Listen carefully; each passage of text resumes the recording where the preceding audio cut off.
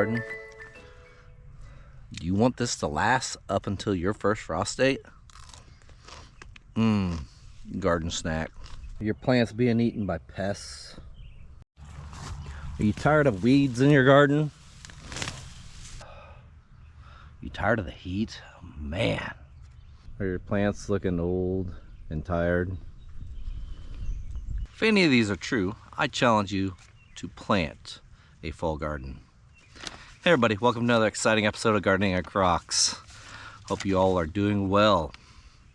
So, planting a fall garden, hey? Sounds like it could be interesting. Sounds like it could be something for you, something for me. Well, I'll tell you what, right now is probably the time to start. I'm in zone 6B and definitely it's time to start thinking about our fall garden. So what do you need to know? First thing you need to know is you need to know your estimated first frost date. So a really easy way of figuring that out is by going to almanac.com and then go in and type in your zip code. I found out my first frost date is October 18th. Second thing you need to know is how many days do you have left from that date. A real simple way to do this is go into Google and type in how many days until such and such date. So how many days until October 15th or 18th? I found my dates were about around 100 days left. The next thing you want to do is you want to look at your seed packages, the ones that you're planning to plant or the ones that you think you want to plant. Look on there and there's usually a maturity date. And what you want to do is have that maturity date fall underneath that date that you had for that you had Googled. So if you have 100 some days left, you want that date to fall underneath. Matter of fact, it'd be wise to have that date fall out about 2 weeks underneath. So maybe 10 to 14 days between that. The reason behind that is because the days tend to get a little bit shorter and the growing times take a little bit longer to reach that maturity date. It also gives you a little bit longer time to have an extended harvest. So you might ask, what can I plant? Well, 10 to 12 weeks out, you can plant broccoli, cauliflower, Brussels sprouts, cabbage, carrots, and celery. 8 to 10 weeks out, that's about 56 to 70 days, you can plant kale, arugula, lettuce, mustard greens, spinach, chard, and turnips. 6 to 8 weeks out, you can plant beets and radishes. That's about 42 to 56 days. A couple other things that you probably can plant still, being that it's still got over the 100 days, would be some yellow squash, cucumbers, definitely some sugar snap peas, some zucchini, and some okra are still some things you can still plant early in July. So why do we want to plant a fall garden?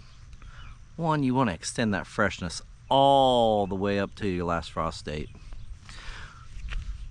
2, typically in the fall, right on cue, you have less pests, less bugs.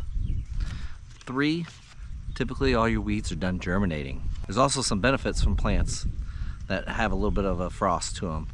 Take carrots and Brussels sprouts for example. They get a little bit sweeter, a little bit tastier once they go through one frost.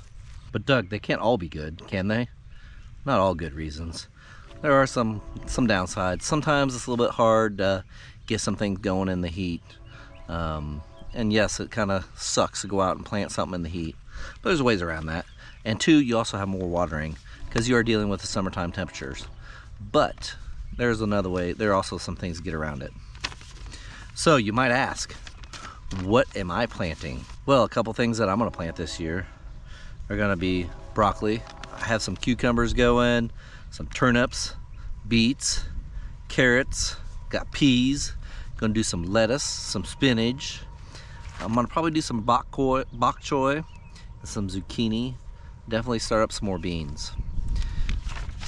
I do take about half that stuff. Any of the root vegetables, I usually tend to grow in the ground in the garden. So those will not be disturbed on the roots. So that includes your carrots, your turnips, your beets. Those all will be direct sown. But the rest of them I usually tend to start in trays, and I do that for several reasons. One, the water is really close. I can simply water those at ease. They are close to the house, close to my mind, so I can take care of them like I do in the wintertime whenever that's all I got. That's all I'm thinking about is the garden in the wintertime.